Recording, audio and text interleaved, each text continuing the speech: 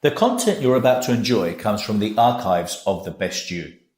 We're devoted to the very best in personal development, with a platform and resources dedicated to inspiring and changing people's lives.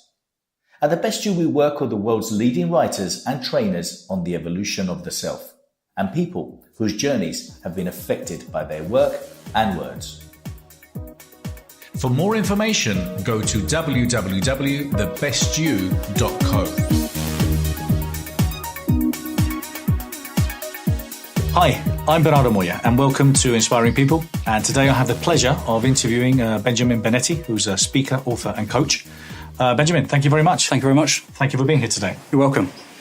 Benjamin, tell me a little bit about yourself and where you were born and your early years, please. I'm from Sussex, the south coast. It's an area where I grew up and pretty much started my early life. And what was school like for you? It was interesting, actually. It wasn't what I would say was conventional. I went to a Catholic school, and there were many limitations. It was not the best place for me. I was quite a creative individual, and the school that I went to had a certain belief structure that really didn't work with my best assets as far as I could see. So there was no particular subjects or anything that you stood out that you enjoyed, or any teachers? No, not at all, in actual fact. I remember having several confrontations with a number of my teachers, especially my English teacher. She wasn't particularly happy with my approach towards the subject. So yeah, it wasn't particularly beneficial to me, school, hence the reason why I joined the military. So you left school, I believe, at the age of 16. And, that's correct, yeah. And you joined the Royal Horse Guards, did you? It was Royal Engineers. The Royal Engineers. Yeah, Royal Engineers I joined, and went to a military college where they combined the basic training with the military aspect, so the educational aspect as well. And it was fantastic. It was a really, really, really good time for me. It was an eye-opener, and it was very much what I needed in order to progress as an individual. Yeah. It was a good place. It's a big decision to go to join the army. I mean, when I was younger, I was passionate about getting into the armed forces. Yeah. But it's a big decision. What was your drive? It was actually, I was going to go to college and study law. And I remember I went for my entrance interview, and I remember the lady sitting there opposite me in the library, and I was looking at all of the books behind her. And I was thinking, I've just spent 5 years of secondary school making the choice not to learn. Why is this now the right choice for me? And I went through a number of question and answering processes within my mind. And I realised that I needed a bit more than that. I needed a little bit more excitement if I was really going to apply myself. And I was in the Army Cadets at the time anyway, and always had a passion for being outside. So I decided not to sign my entrance paper. Rang my father, asked him to collect me and take me to the military careers office, and the rest is pretty much history. 6 months later, I was turning up at the gates, and off I went for 8 months. And what was that like for you? It was really good, really, really good. I came into my own. The one thing that the military does offer, and I've got a lot of respect for any person, any service personnel, is that they push you to your limits, literally, mind, body, soul. They really push you to the cracking, the breaking point. And I think that's really important. And in a lot of civilian life, you don't really get to that point. Sure, you experience, some hard times, and you can push yourself at the local gym, or you can go and run a marathon and meet those breaking points. But the military basic training is a fantastic tool, what I believe is a fantastic tool for really pushing you, so you get to know yourself, what you're capable of, all in one environment. And because you're there and you've got the camaraderie, everybody else is going through the same thing at the same time. So, you're supporting each other. So for me, it was a lot about understanding what I was capable of, and also what other people were capable of as well, because you're there and there's a mix of different backgrounds, a mix of different personalities, a mix of different values and beliefs.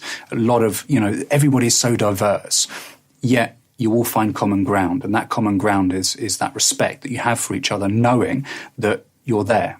You're backing that individual up, you're helping them. And I think that's one of the most key factors, and one of the key things that I've taken away from my time within the service, is that I know what people are capable of. I know what I'm capable of. And, it's a really good asset for people to have. So did you sign up for 3 years for the Royal Engineers? Yeah, I signed up for 3 years, but I transferred while I was in the military. I found another career path within the forces that suited me a little bit better. I was particularly good at sport, so I had the enjoyment of playing rugby for my corps, and I was a cross-country runner as well. So I was really, I was very fortunate to be in the right place, and they supported that. I actually saw 5 years and left after that, having done a couple of tours and enjoyed my time. Where did you do the tours? I spent some time in Northern Ireland. Yep. That was interesting. I was fortunate to spend my time over there with the Coldstream Guards, so a very historic and very proud regiment. So, it was good, and again, it was character building. I learned some stuff over there about myself and about, again, other people and the abilities that they have, and in particular stress and how that affects people. It was a good time. Brilliant. So then you finished the army and you got into real estate, did you? I did. Again, it was a bit of struggle, to be honest, to start with. Having left the forces and having a good position within the forces and good education and good exemplary military conduct and having toured and spent some time overseas, I thought that finding an employer would be no problem. But I found so many different barriers. People would give the conversation and give the excuses that I was overqualified and underaged. They found almost a threat. One employer, actually, I remember having a conversation with him. He says that I can't give you the job because you'll have my job within 6 months. So it was a really struggling time. I had a baby on the way, my son Joseph, and I ended up working, taking the first job that I could as an apprentice, an estate agent. The money wasn't good enough, so I ended up working on a building site as a security guard and washing dishes during that time, just to really pay my way. And then the property industry, I found some footing in that.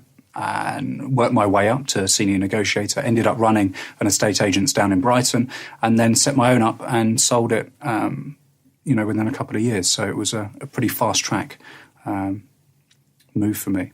But the property industry, it was an eye opener.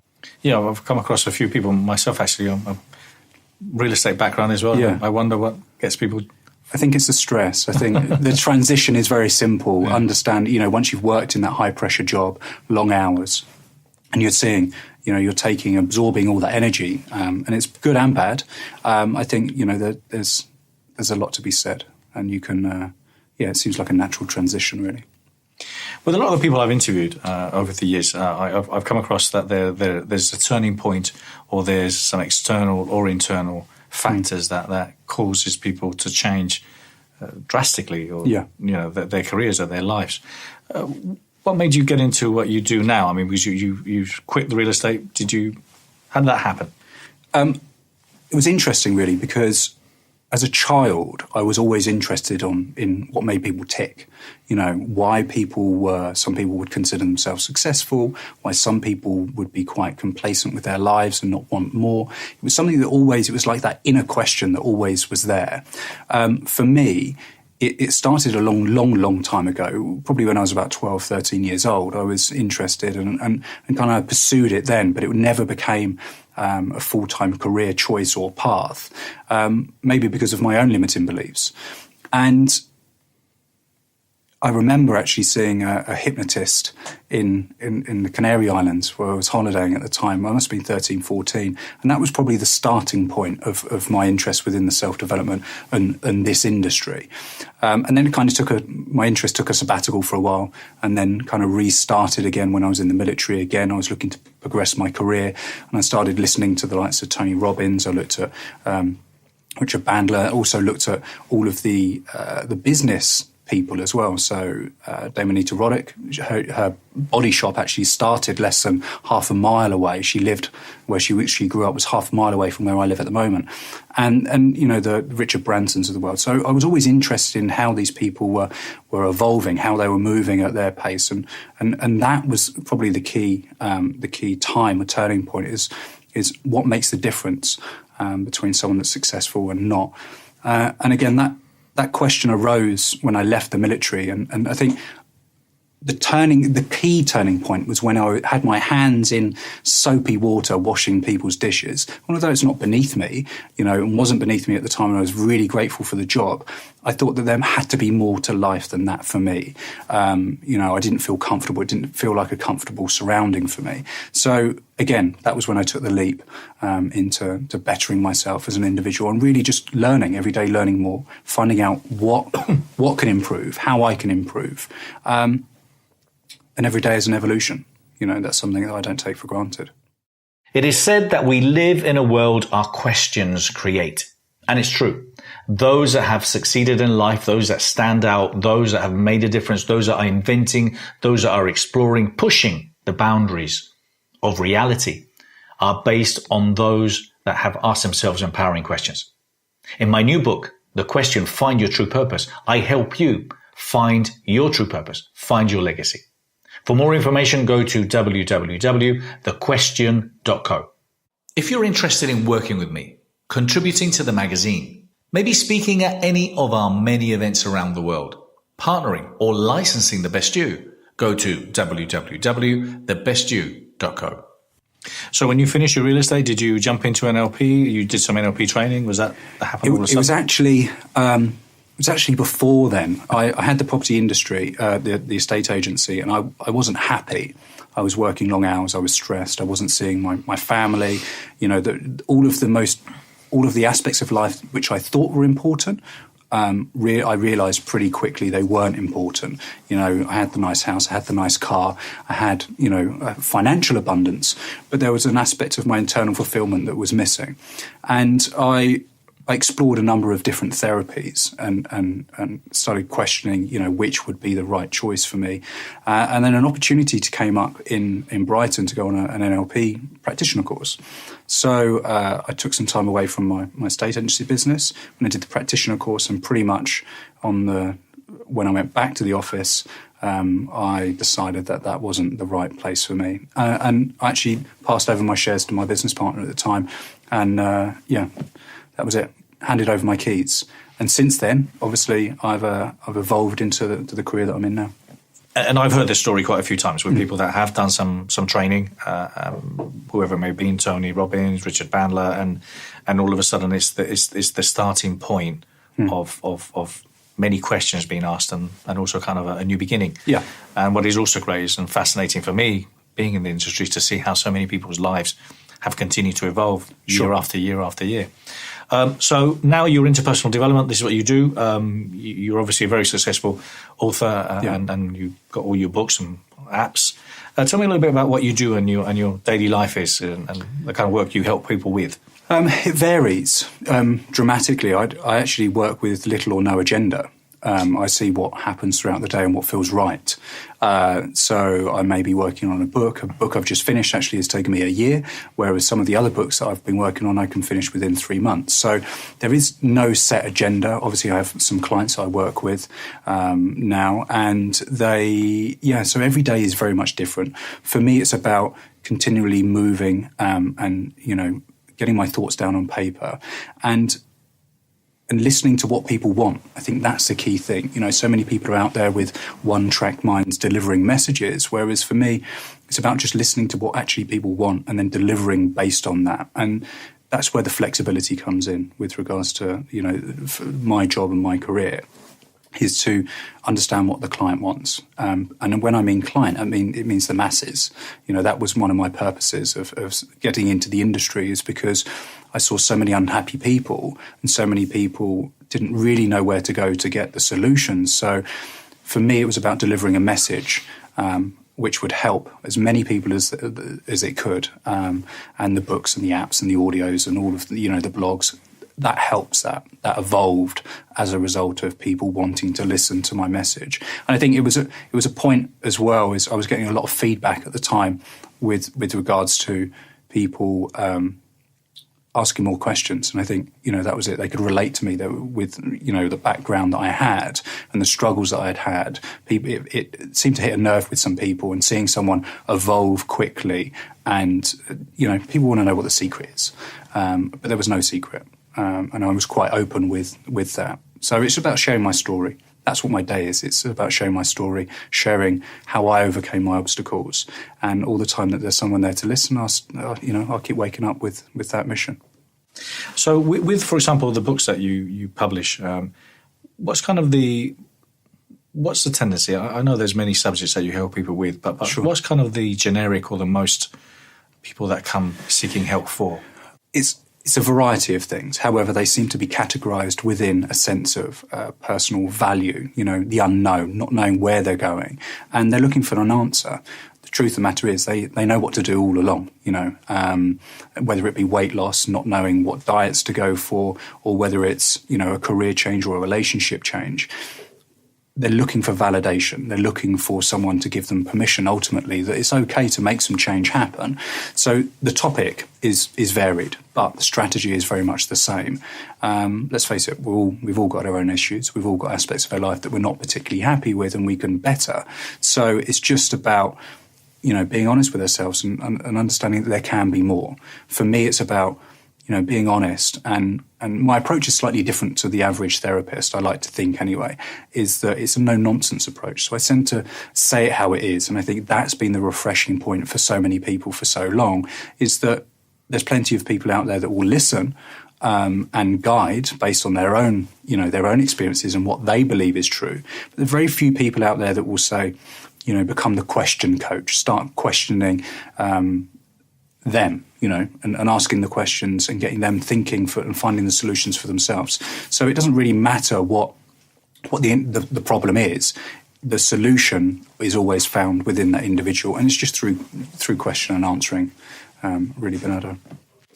But I also think that, and I like the approach, and I believe in it very much, and it's kind of the direct approach and saying it as it is. I think that's what's needed. I think it's required for us, for people that are in the industry, to really say to people, listen, I can provide you with as much information as possible, as much insights and as many books and as many products as possible. But at the end of the day, it's all down to the action of the individual, and I've had it with clients. They've sat there and they've promised and they've said, yes, I'm going to apply this to my life. I'm going to make these changes. Now is the right time. I've had that aha moment. Everything's got to change. Yeah, I speak to them 3 weeks later and they've done nothing about it. So for me, it's about ensuring and working with only people I want to work with, but delivering a message, giving enough information and then saying, look, you are accountable for your own actions. If you're not going to follow through with what I'm recommending or what you're recommending yourself to do, then why waste your time? Why waste your money? The timing's got to be right as well. Again, I get a lot of people asking me, I want to change this, I want to change that. I'm after a career path. I want to change within 6 weeks, 8 weeks. Help me. In actual fact, there is no time. Let's go legacy. Let's go longer.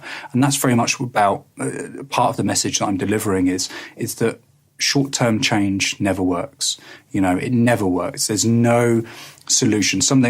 We set ourselves a short-term goal, we achieve that goal, and then there's a lot of relapse. For me, it's about going beyond this lifetime, looking at a legacy 20, 30 years beyond the time that we've passed, and working backwards and seeing if that fits in with where we're going, the direction. And of course, things change, obstacles arise, and it's just about mapping our lives around those aspects and saying, this is a time for me to pause, have a bit of direction, have a bit of self-reflection, and then opt for another route. So it's about legacy planning, looking at the long-term strategy, the long-term game, as opposed to quick fix solutions. That's great advice. Thank you. What I was going to add is the fact that when we were discussing previously, we were talking about that. Well, I tend to say that people want change but aren't ready to change. Yeah. And I think it's a combination of things that need to happen. And we were talking about, it's all part of maybe doing more exercise, changing the way you eat. It's a combination of things, isn't it? Yeah, I mean, I've said it's the 3 pillars of success. For success, I mean so many different, success. The word success is so broad. For me, it's about combining fitness, nutrition, and well-being, mindful well-being. And without looking after or looking at all those 3 sectors, you'll never achieve the results that you really, really want. Because, I've worked with some people that are incredibly stressed. And no matter what they do for the mindful aspect, they practice meditation, yoga, and they've got all of the apps and they do everything. But what they're doing is they're consuming really unsupportive nutritionally poor food that's not supporting their growth and their change in the other aspects. And again, it can be that you can eat good food and you can be stressed and you don't exercise, but the body needs that exercise. It needs that movement. It needs that evolution. So for me, combining fitness, nutrition and well-being, mindful well-being is the perfect solution. And again, so many people lose one of those or don't take it into consideration. The clients I work with and the books that I write are very much focused around those three pillars of success. And it seems to be working because people are coming back and asking for more. To find out more about our latest projects, get a free coaching lesson, or download my book, go to www.bernardo-moya.com.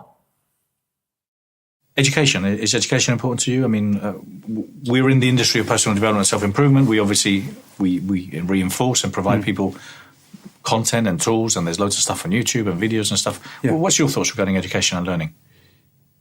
I learn every day. Life to me is a big library. And I think that if we look at conventional education, so the schooling system, I'm not particularly convinced that it works. Someone like myself that was creative didn't have a place at school. I didn't conform. I wasn't one of those government statistics that they put a tick in the box.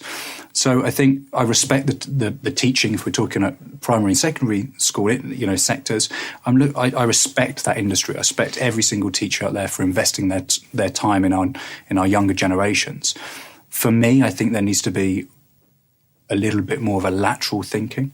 And I think the kind of industry that we're in supports those that leave school and are looking for that solution, looking for those dynamic areas that support an alternative way of thinking, alternative choices. Because ultimately, the end of schooling, if we're just talking about schooling for a second, the end of schooling, it's not the end. People think, I've left school, I've got, B's, C's, D's, E's and F's, or I've not finished.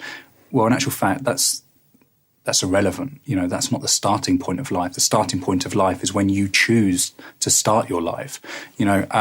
So every day is an evolution for me. Every day is a learning curve. And I think the more people learn, the more successful, more fulfilled they feel, because it gives them the option of choice. The more knowledge an individual has, the more choice they have.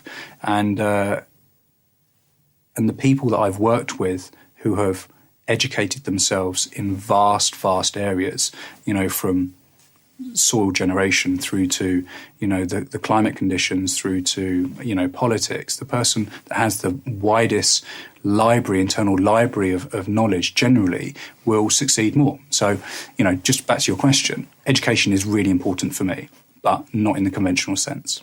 Who inspires you now? It's very simple. My children. I have 2 children, and they inspire me on a daily basis because they have limited boundaries. They're incredibly creative, as children are. They see life as a massive playground, and they have the ability to see stuff that as adults we tend to have closed ourselves in. We tend to box everything and label everything, whereas children are very, very fortunate at looking beyond that, at not seeing 4 walls, at seeing a playground in their own eyes and being creative and inspirational. So my children are my biggest, inspiring factor. My biggest inspiring factor. Looking at kids or young people going to uni or finishing uni, what do you think the best assets are to have nowadays? Communication skills. I think being able to communicate with people of all ages. It's fine leaving school or university with fantastic degrees or, whatever. It doesn't matter. But if they can't communicate with anybody and they can't deliver the message, then the information they hold is useless. Now, when I mean delivery, I don't mean necessarily a communication like what we're having now. It could be in delivering a message either electronically. So, we've got a mass playground in front of us. And it's about being able to have that unique identity and knowing what they're going to do with the information that they hold, which is the key to me. And not being particularly afraid of standing alone, being that person that stands out from the crowd and says, this is what I believe in, this is what I'm going to do with this message, this is what I'm going to do with my skills, and really honing in on what they have, their value, their belief, their direction, and, really opening up their world to alternative ways of thinking. One of the questions I like to ask some of the people I interview and are in this industry, how do you manage time? You've got a family, you run a business. It's about managing your expectation. That's the key thing.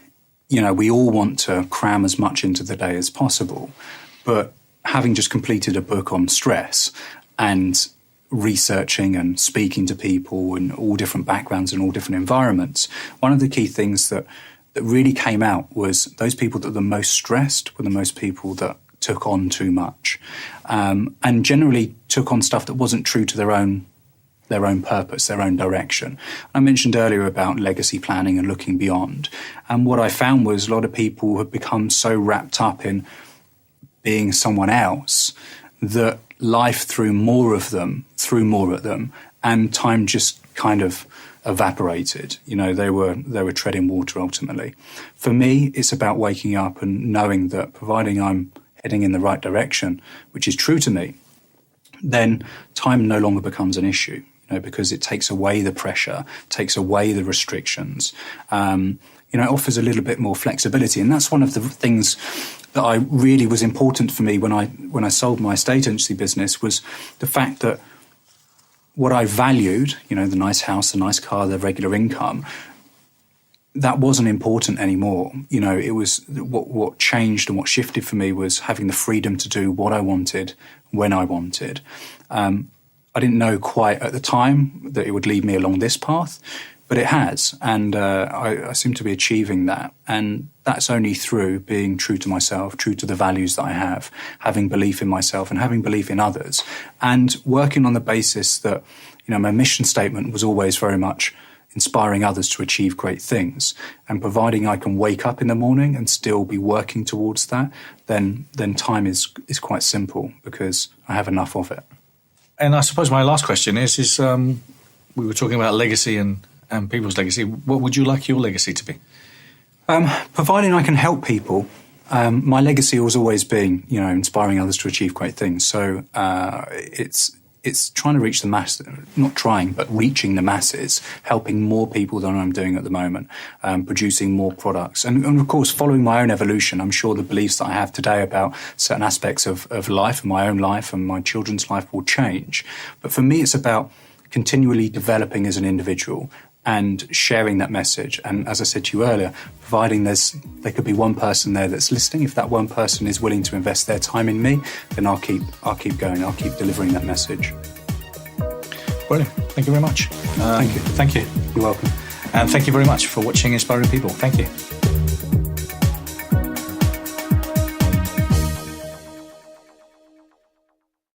For more information, go to www.thebestyou.co.